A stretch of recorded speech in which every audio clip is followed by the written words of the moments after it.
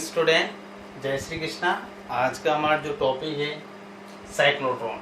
Okay, cyclotron का जो diagram है मैंने डिस्प्ले पे शो कर रखा है। इसका हम डिटेल से वर्किंग सारा कुछ डिस्कस करेंगे। ओके, एक्चुअल में साइक्लोट्रॉन होता है क्या?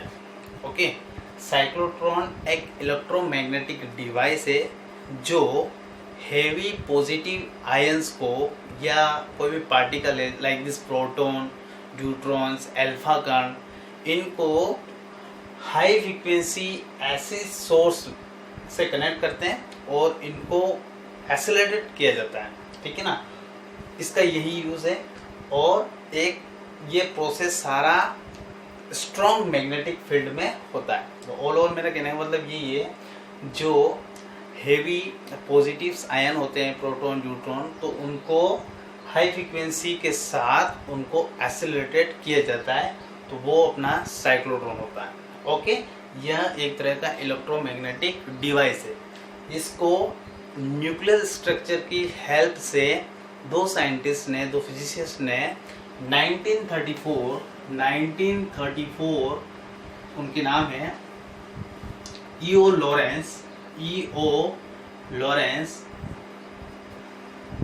लॉरेंस और एक का नाम है एमएस लिविंगस्टोन। इन दोनों साइंटिस्ट ने इसको न्यूक्लियर स्ट्रक्चर की हेल्प से बनाया। ओके, और इसके अब बात करते हैं अपन प्रिंसिपल की। इसका आप स्क्रीनशॉट ले लो एक बार।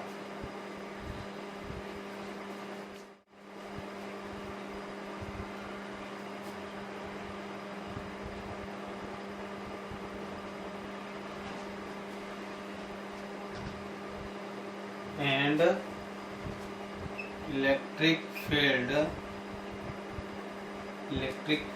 increases at every energy. Okay, every frequency energy भी लिख सकते हो आप, एनर्जी भी लिख सकते हो, दोनों सही है। Frequency energy. ओके, सो ये इसके अकॉर्डिंग अभी जो मैंने आपको बताया था वही लिखा है मैंने, कुछ नहीं है। जो हेवी पार्टिकल्स है, प्रोटॉन लिख लेता हूँ मैं यहाँ पे, प्रोटॉन, ठीक है ना, अल्फा कण, ये जो हेवी पार्टिकल है, न्यूट्रॉन है ना, न्यूट्रॉन। ओके, इनको हाई फ्रीक्वेंसी के साथ एक ऐसे सोर्स से कनेक्ट करके इनको एक्सेलरेटेड किया जाता है ना। तो यही मैंने लिखा है, जो चार्ज पार्टिकल मूविंग ऐसे source to the magnetic field experiencing Lorentz force के बारे में मैंने आपको बताया था, है ना। So you know very well about this Lorentz force. Okay, इसके ऊपर मैंने एक वीडियो भी बनाया था, वो वीडियो भी आप देखना।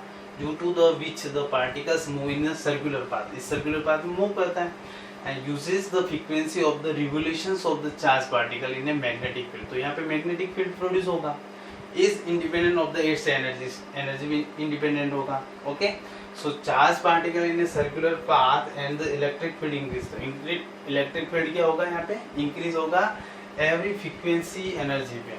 ओके, अप्रोक्स या जो यहाँ पे फ्रीक्वेंसी ली जाती है यहाँ पे, तो वो फ्रीक्वेंसी मैं यहाँ पे लिख देता हूँ ऊपर यहाँ, ठीक है ना। फ्रीक्वेंसी ली जाती है 10 की पावर 6 हर्ट्ज, और जो वोल्टेज होता है वो होता है 10 की पावर 4 वोल्ट। ओके, तो ये भी आपको याद रखना है। इस साइक्लोट्रॉन में ये फ्रीक्वेंसी और इस वोल्टेज पे ये वर्क डन होता है। ओके, इसका आप स्क्रीनशॉट ले लो। इसकी मैं वर्किंग और इसका कंस्ट्रक्शन पहले आप ये लिख लो, फिर उसके बाद बताता हूँ। ओके, इसका आप स्क्रीनशॉट ले लो एक बार।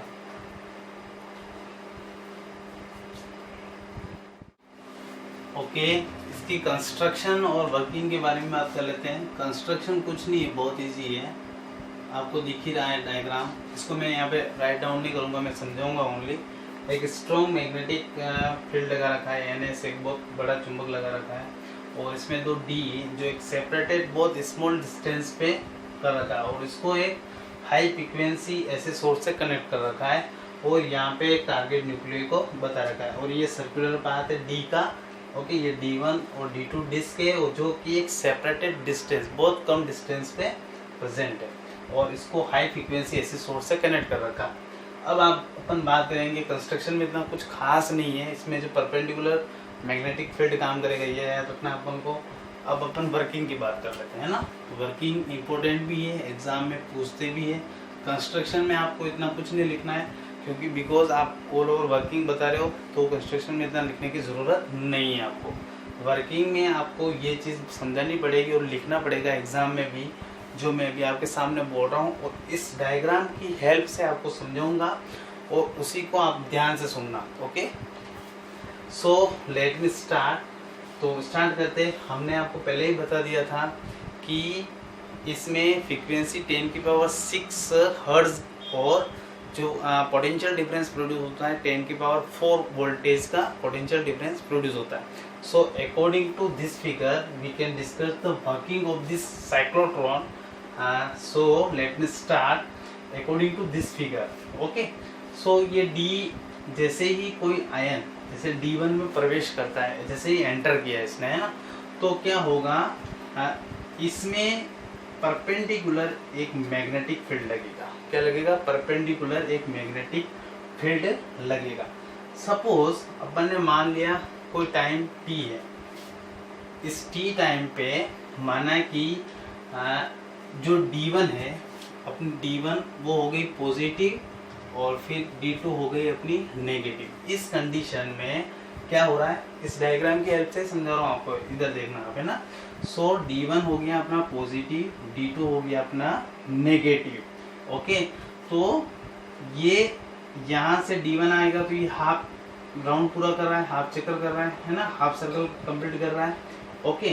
तो इसमें इलेक्ट्रिक फील्ड के कारण D2 भी त्वरित यानी कि एक्सेलरेटेड होने लग जाएगा, ओके। तो उसमें जो एनर्जी की इंक्रीज होगी, जो ऊर्जा बनेगी, एनर्जी में जो इंक्रीजनेस आएगा वो होगा QV, ओके। F=QE आप जानते हो ना। सो अब क्या हो रहा है, यहाँ पे वृद्धि ये बढ़ गई, ओके। अब कण कहाँ से D1 ये यहाँ से यहाँ तक आया, तो इसको कितना टाइम भी तो लगेगा। तो सपोज T/2 टाइम लगा है ना, तो T/2 टाइम हो रहा है, यानी यहाँ से यहाँ रन करने में पूरा उसको, ओके। अब साइक्लोट्रॉन की जो ऐसी वोल्टेज है ना, ऐसी वोल्टेज है, वो ऐसी वोल्टेज उस फ्रीक्वेंसी पे किस प्रकार सिस्टेमेटिक वो सेट हो रही है ना, किस प्रकार यानी कि आप ये समझ सकते हो कैसे उसको सेट कर रहा है कि ना, मतलब, है ना। 1 राउंड में क्या हो गया, QV हो गया, और टाइम कितना हो गया, T/2 हो गया, ओके।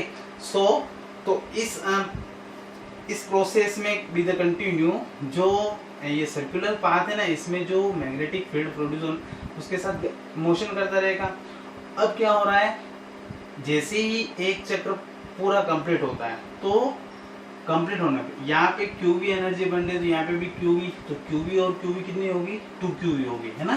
तो पूरा चक्र यानी फुल राउंड करने पे, यानी कि 1 सर्कल कंप्लीट करने में उसको 2QV एनर्जी में इंक्रीजनेस आ रही है, ओके।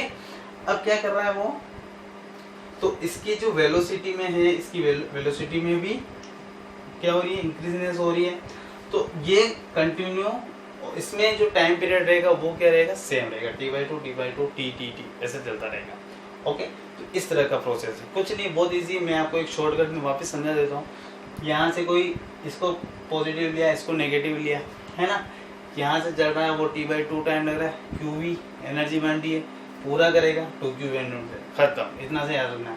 और उसके बाद अगर साइक्लोट्रॉन के कंटिन्यू अगर एक्सेलरेटेड हो रहा है ना, तो उसमें जो फ्रीक्वेंसी की जो वैल्यू होगी, इन दिस इस डी में जो फ्रीक्वेंसी की जो वैल्यू होगी वो वैल्यू ऐसी जो वोल्टेज है, ऐसी जो सोर्स है, उस फ्रीक्वेंसी के अगर इक्वल हो जाए, क्या कह रहा हूँ मैं, समझ में आ रहा है आपको? अगर साइक्लोट्रॉन कंटिन्यू रन कर रहा है, एक्सेलरेटेड हो रहा है, तो उसकी जो फ्रीक्वेंसी होगी और इस ऐसे सोर्स की जो वोल्टेज होगी, जो पोटेंशियल होगा, अगर वो दोनों इक्वल हो जाए तो इसको अपन रेजोनेंस कंडीशन कहेंगे। क्या कहेंगे? रेजोनेंस कंडीशन कहेंगे। और यहाँ मैंने एक W लिख रखा है, इसको मैंने लिख रखा है, ये पॉजिटिव लाइट रे यहाँ से निकलती है और यहाँ पे टारगेट जो न्यूक्लियर होता है वो वहाँ पे फाइंड कर लेते हैं। ओके, तो यहाँ पे उसको रखते हैं। तो ये इस तरह का वर्किंग प्रोसेस है। ओके, उसके बाद मैथमेटिकल प्रोसेस इसका कैसे होता है वो अपन समझेंगे। ओके, तो इसमें मेरे साथ कोई आपको दिक्कत नहीं होनी चाहिए। ये D1 D2 डिस्क है, ये हाई फ्रीक्वेंसी ऐसे सोर्स लिख भी रखा है मैंने, ये N और S हाई स्ट्रॉन्ग मैग्नेट लगा रखा है और यहाँ पे 5 सेक्युलर प्रोटॉन मूव कर रहा है। Okay,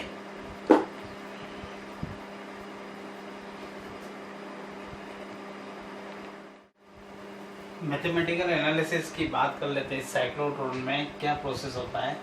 so according to this figure, ये जो सर्कुलर पाथ है, इस सर्कुलर पाथ में जो साइक्लोट्रॉन जो मैग्नेटिक फील्ड लग रहा है परपेंडिकुलर, तो उसके अकॉर्डिंग जो सेंट्रीफ्यूगल फोर्स लग रहा है वो ऑल ओवर जो चार्ज पार्टिकल है F = QV और B is a magnetic field, दोनों के प्रोडक्ट के इक्वल होता है। So according to this phenomena, so mv² upon r = QV और B। ओके, इसके अकॉर्डिंग, इस डायग्राम के अकॉर्डिंग अपन मैथमेटिकल एनालिसिस करेंगे। सो यहाँ पे r क्या है? रेडियस ऑफ द पाथ लिखो, है ना, radius of the path, okay. इसके अकॉर्डिंग अपन ये देखो v, यहाँ से v कैंसिल हो रहा है ना, यहाँ से अपन r की वैल्यू को फाइंड करेंगे। तो r = क्या हो जाएगा?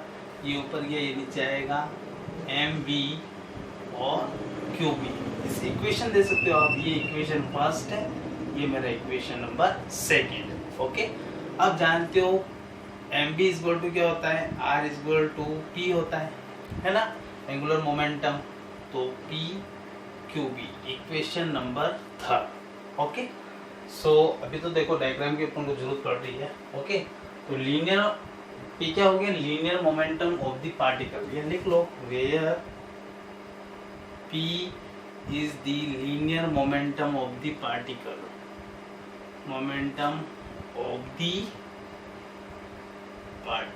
ऐसे लिख सकते हो आप, है ना।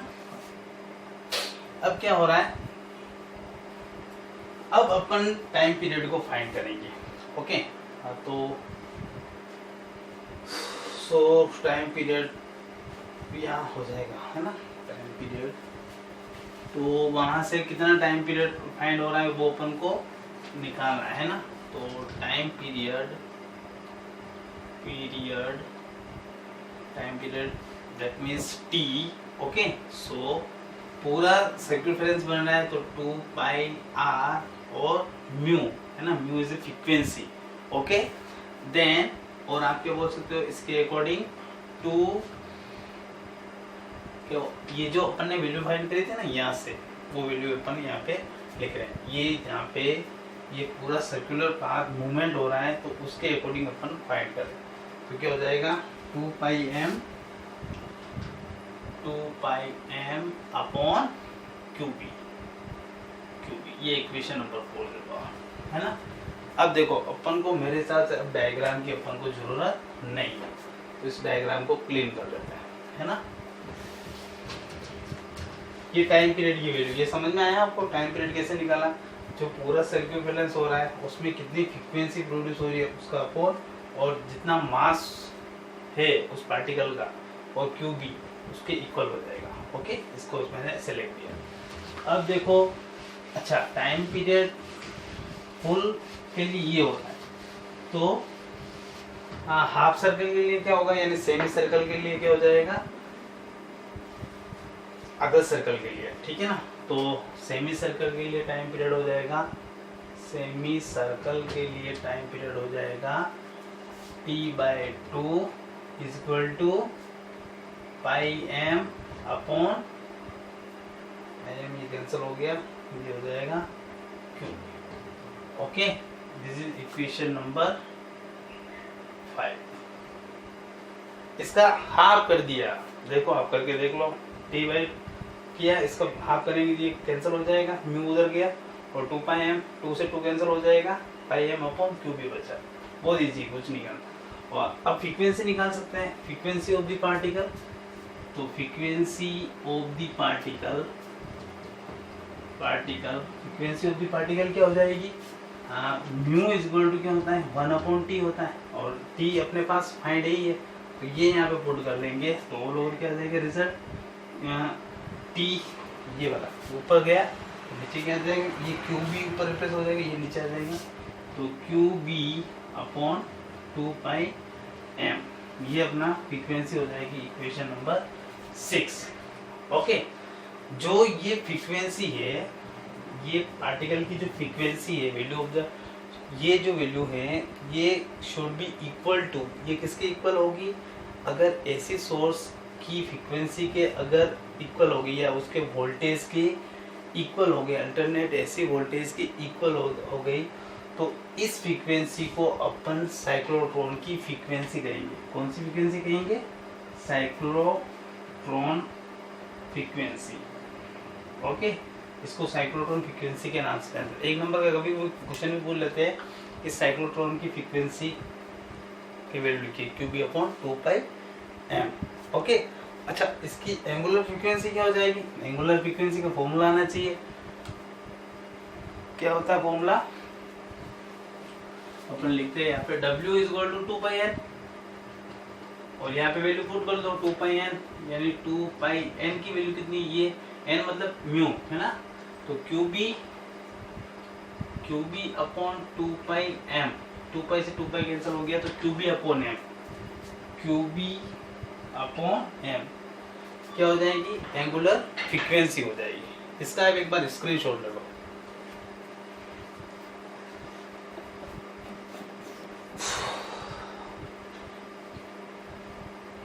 सो दैट इज क्लियर, बहुत इजी है, कुछ नहीं है। इस टाइप में अपन को मैथमेटिकल एनालिसिस करना है।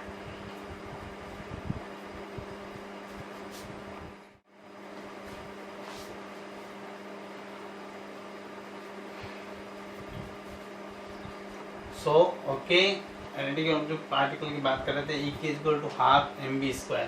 अच्छा, ये एक बार वापस समझा देता हूँ। जो 3, 5, 6 इक्वेशन आई थी वो कांस्टेंट है, यानी टाइम पीरियड फ्रीक्वेंसी और रेगुलर फ्रीक्वेंसी, ये डिपेंड नहीं करती स्पीड ऑफ पार्टिकल और रेडियस ऑफ पाथ पे। सो v की वैल्यू अपन को पता है, ये वैल्यू है ना, ये वैल्यू यहाँ पे फाइंड करेंगे। तो E के इज इक्वल टू क्या हो जाएगा, half m Q B R upon m, इसका स्क्वायर।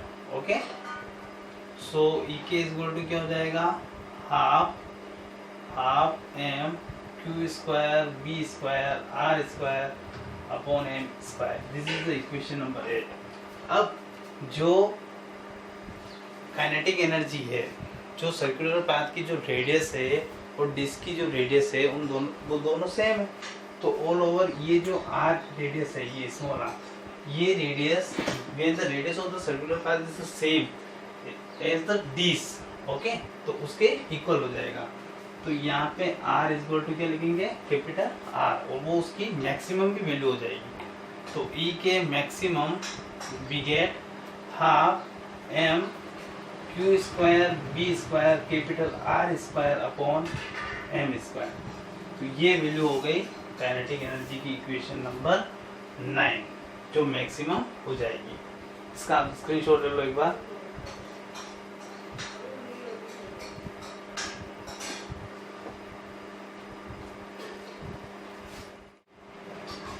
सो एन टर्न्स पे इक्वल टू 2qv n आ जाएगा। तो जो 9 इक्वेशन और 10 इक्वेशन आई थी, उन दोनों को अपन क्या करेंगे, कंपेयर करेंगे। सो अपनी 10 इक्वेशन तो सामने लिखी रखी, इसको मैं लेफ्ट हैंड साइड में लिख ही देता हूँ। और ये n हो गया, और 10 इक्वेशन क्या थी, 1/2 क्यू स्क्वायर बी स्क्वायर और कैपिटल आर स्क्वायर और एम स्क्वायर। ओके, अब आप इसको सोल्व कर लो, है ना। जो भी वैल्यू आ रही n की इक्वल हो जाएगी। देखो ये 1/4 हो गया, है ना, 1/4। देखो यहाँ से वैल्यू कट गई, q से q कैंसिल हो रहा है ना। तो Q B square R square, Q B square R square, ये बी है ना, B square Q B square R, B तो है ही नहीं यहाँ पे, और बचा है क्या, ये एम स्क्वायर था ना, तो एम अपॉन, अच्छा एक एम यहाँ कैंसिल हो गया ना, आपको एम था यहाँ पे, एक एम कैंसिल हो गया, मैं लिखना भूल गया, कोई बात नहीं, ये एक एम से एम कैंसिल हो गया है ना। तो बचा है क्या यहाँ पे, ऑल ओवर नीचे स्मॉल एम और वी बचा, ये भी इससे मल्टीपल होते हैं। इस तरह से अपन को ये दिखाना है। ओके, सो ऑल ओवर जो मैक्सिमम वैल्यू फाइंड होगी वो अपनी ये आ जाएगी। ओके।